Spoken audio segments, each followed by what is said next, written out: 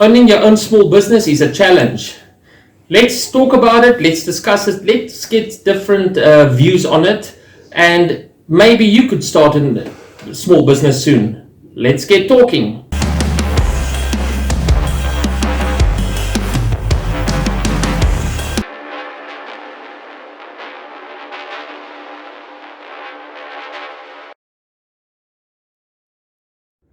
Hi and welcome to Calvin Business Talk. This is our first little video podcast where we chat about small business and the challenges that small business owners have when it comes to small business.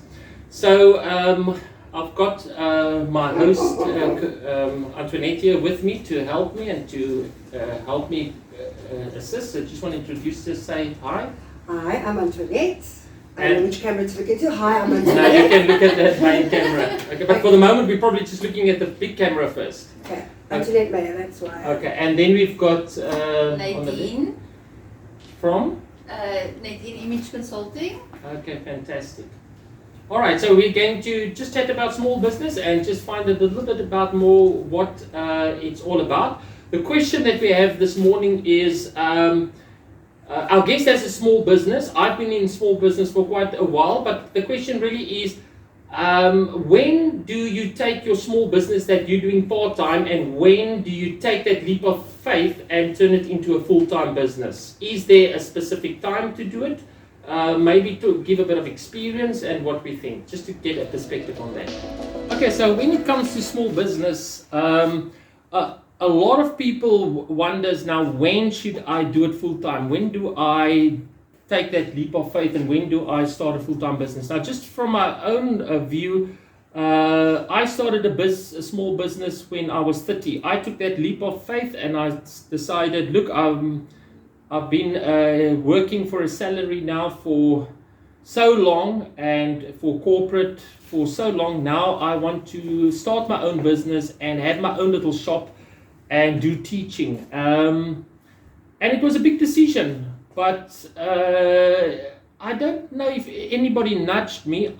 My real purpose of thinking I should do it full time is, I always knew I wanted to do a small business, and then I left it over and I said, I'm going to do it next year, I'm going to do it next year, I'm going to do it next year. And when I was 30, I realized, hey, am I still going to say I'm going to do it next year? I'm getting old now, I better start doing it.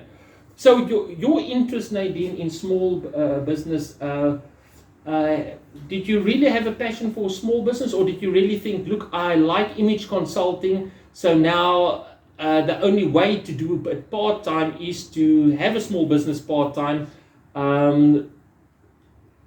or what was your thinking around image consulting for yourself? Really have any idea which direction to go into, and that's why I got involved in speaking with you. I was kind of knowing which direction I wanted to go in with wardrobe planning and helping ladies dressing properly.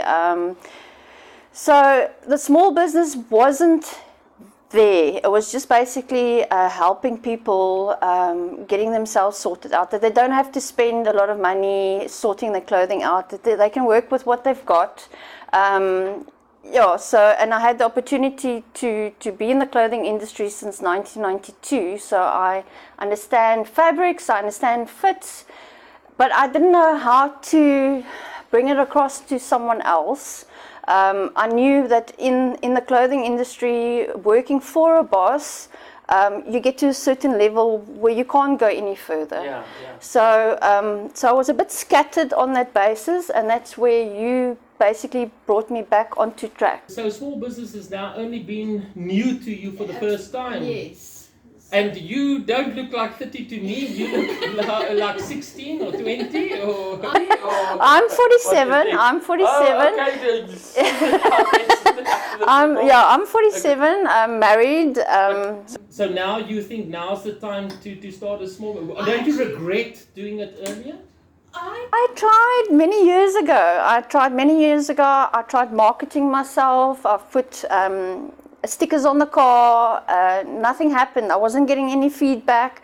People didn't want to. People wanted to invite me over, go shopping with them, but I didn't know how to pay for my services. I didn't know how to. monetize. Yeah, I didn't know how to put a value on it because you're not paying or the person's not paying, they don't see your ability, any value to it. So I was stuck in a dark place. So would you say you were stuck, or did you say you just simply gave up? I didn't give up, no. And I didn't give up. I've been asking questions to a lot of people for advice, which direction, but nobody actually understood me. Would you say that they didn't understand small business, or would you say they weren't willing to help you with small business advice, or do you find that they couldn't put themselves in your shoes? I think From that your people couldn't perspective. put themselves in my shoes, and I wasn't asking the right questions. Ah. So if I don't have the wisdom to ask the right questions, I wouldn't know what questions to ask. Sure. So, and you basically understood me from my previous coral draw that I've done with you, and you opened the next window for me, which is now a door. It's not just a window. It's a door. Now, Antoinette, okay, she's starting at 47. I started at 30. When did you take the plunge into small business? Okay, that happened. I'm also 47, by the way. So for me, I'm not giving my age out on camera. so for Okay, me yeah. it was when I got married, and my partner and I decided to start a business of our own. Were you in your 20s? I was in my 40s. I was in my 40s already. So Yeah. I So actually, you also started late. yeah. So Okay. just a brief history. I studied theatre, drama. Acting was going to be my life. That didn't happen. I then joined an airline, became an air hostess, flew for many years, loved it, got to travel, great. Yeah.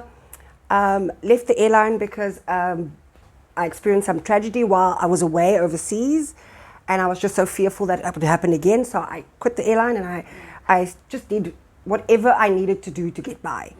You know, it was a means to an end. I just worked for various companies, various businesses, doing various things as a means to an end.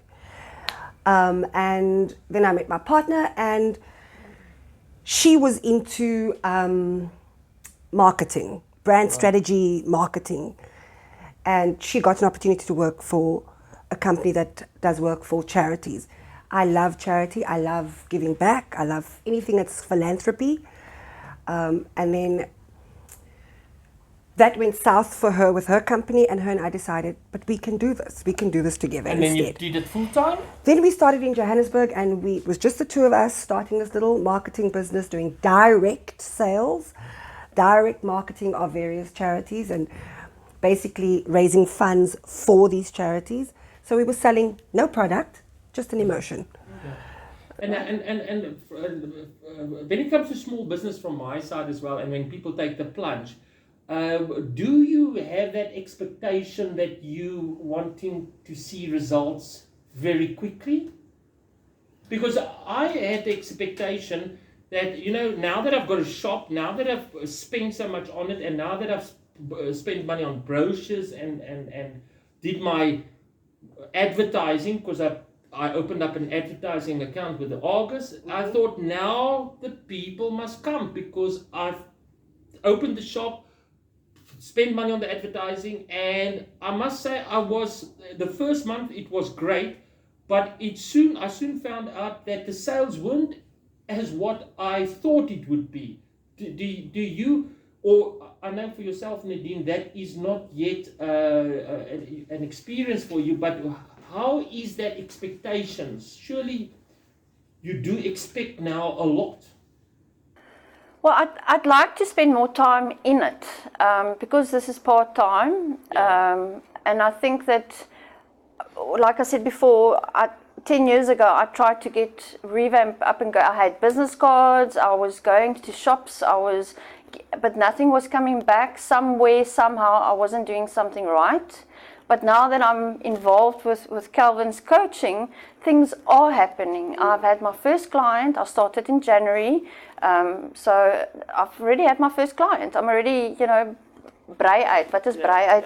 Expanding. Expanding, you know, so Hier kan ons maar Afrikaans praat. Ons is in Kaapstad. Jy weet, so Kaapstad praat ons al twee tale. Ja, definitief. So,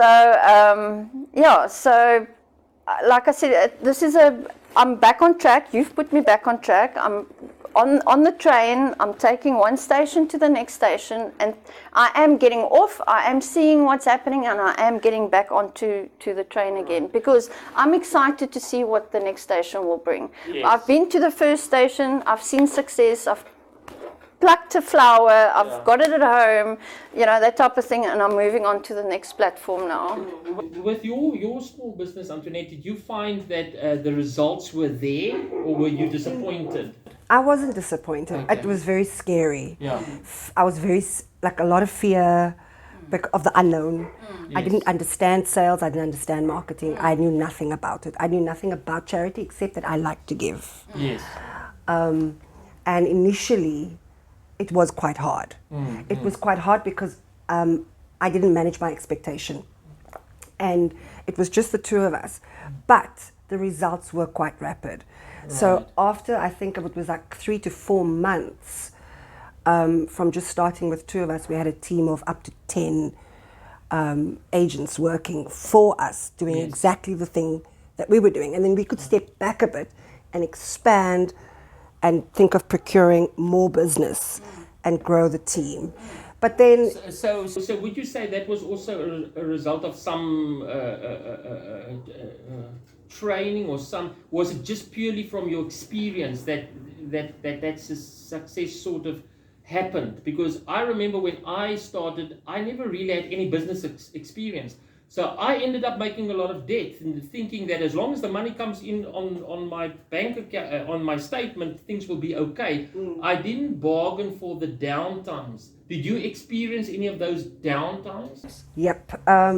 There's a lot of inconsistency in business, obviously. And there's times where, you do great.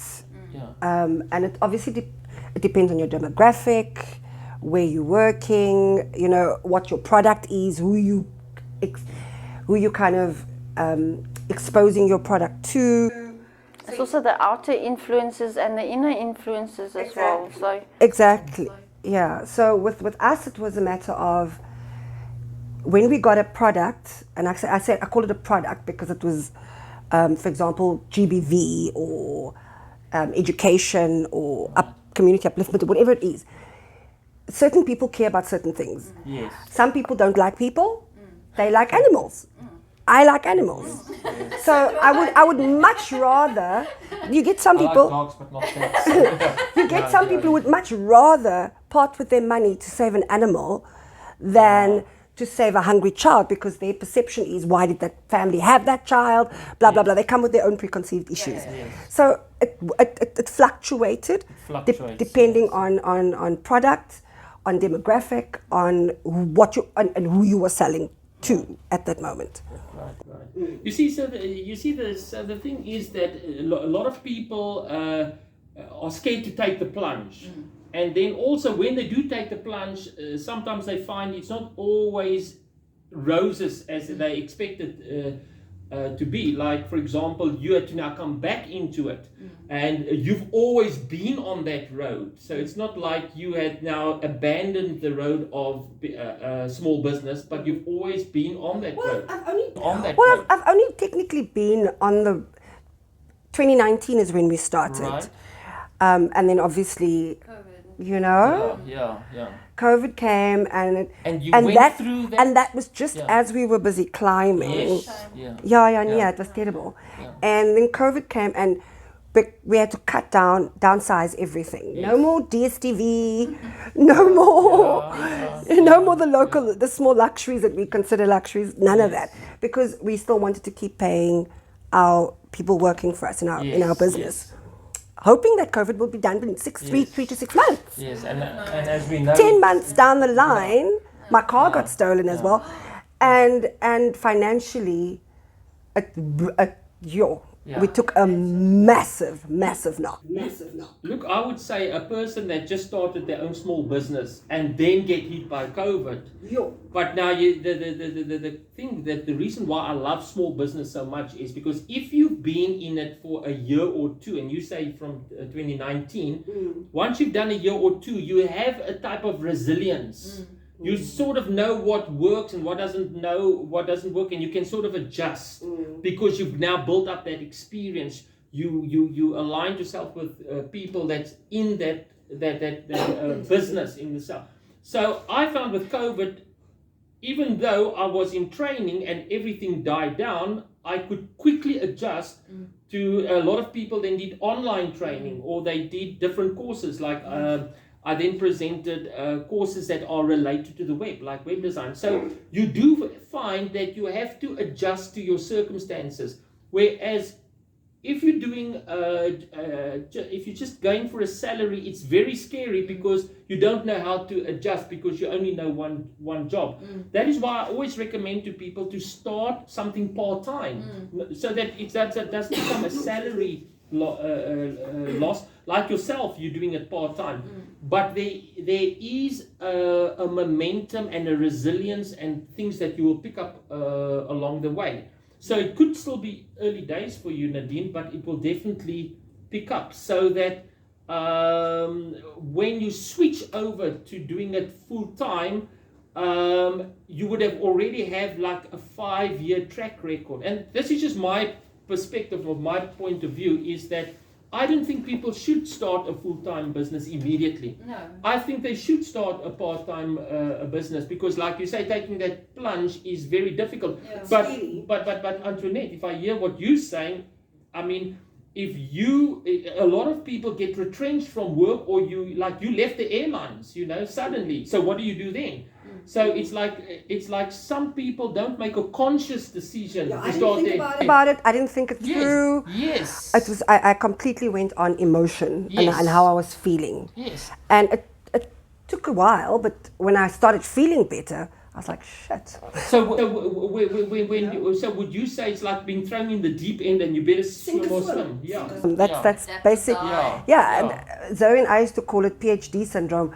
PhD syndrome, that's brilliant. Yeah, it's like you have to get to that point, or I got to that point where you're poor, hungry, and determined. Yes. When things get real, that's when you dig into your inner fight and your resilience to just keep going, and you have to be your own cheerleader and motivate yourself every day. Oh, well, you see, you can't just give up. So even myself in the business, now suddenly it's COVID and you've got no business, you've got to adjust. You have to fight, you can't now just give up and expect now people to give handouts and things. You've got to be, but I think that's where the difference is, because a small business owner knows what to do or has got the experience to overcome these situations with different business options and offers that can come their way, and they understand the business principles. Whereas I think, Nadine, you're still learning the business principles. You still have to learn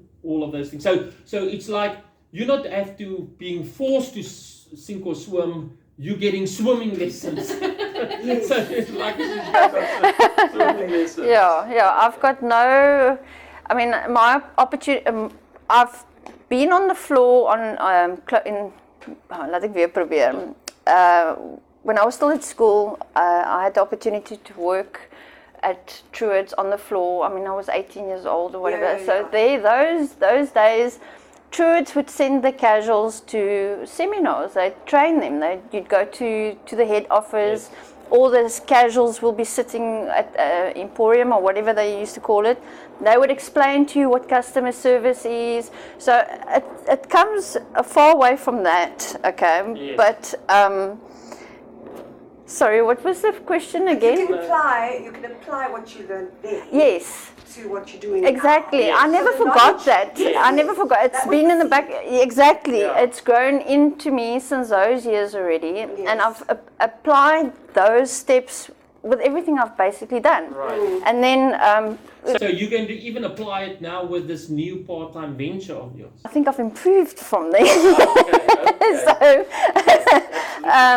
But now, would you say, okay, now Nadine, knowing now all of this and having started it out, would you recommend a person start their own business or take the plunge and do it full time? Definitely. Yeah. Despite all the risks. Despite all the risks, because even with a permanent job, there's risks as well. But we're not taught that way by our parents. By our parents, we're taught you must get a job.